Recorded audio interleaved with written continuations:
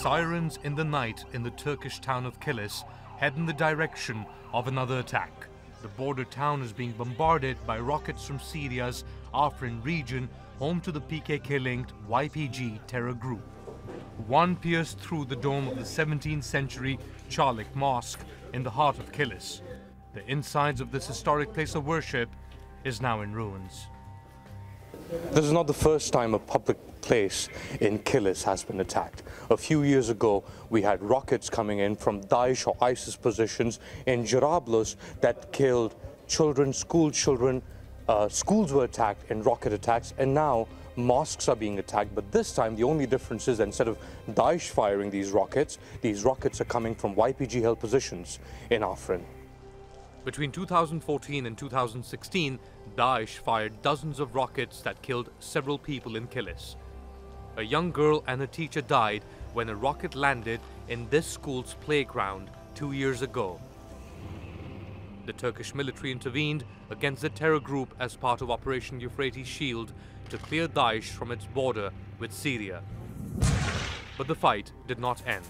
As Daesh retreated, another major threat came in focus. The PKK terror group's Syrian offshoot, the YPG, sensing an opportunity, started expanding as the Syrian regime began retreating in 2011. Within a few years, the YPG had taken pockets of territory from Syrian opposition forces. Backed by US air power, arms and training, the YPG eventually dislodged Daesh from northern Syria, finding itself in a position to create a corridor along the Turkish border. It was a red line Turkey had warned about and decided to act against the YPG stronghold of Afrin, from where the YPG is now firing rockets into Kilis. 54-year-old Zeki was at the Charlik Mosque for evening prayers when the YPG rocket hit the mosque.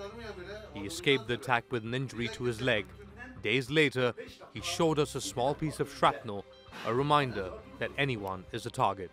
When the explosion happened, we heard a loud boom, and smoke and dust covered everything. I looked at the imam, who was shouting, "Oh God, oh God." Electricity cut off, and I shouted like him too. The muezzin asked me, "Is there anybody inside?" I said I didn't see anything. I moved my hand forward and I touched something. I thought it was the carpet at first, but then I understood that it's the dead body of Tariq. While Zeki escaped with a minor flesh wound, his neighbor Tariq was not as fortunate. Tariq's father Bassam is unusually composed after the funeral of his 28-year-old son. The family fled the war in Syria to seek a new life in Kilis, but the war, says Bassam, had followed them even there. All that's left of Tariq are these pictures. He is survived by 2 young children, and his wife is expecting a 3rd child. We're still in great shock. All of our neighbors came and gave their condolences. Just as we were their family, we didn't feel like we're strangers or away from home. We're not afraid of death. We're strong believers. God had blessed my son by making him a martyr, and this is a source of pride for me. People should congratulate me that my son is a martyr, instead of giving me their condolences. The story of the Syrian family is not uncommon across Kilis. The town has doubled in size since the Syrian war broke out.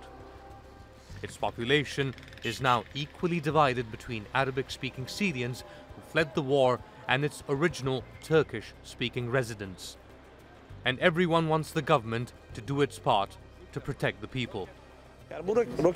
Sounds of rockets are scaring the people.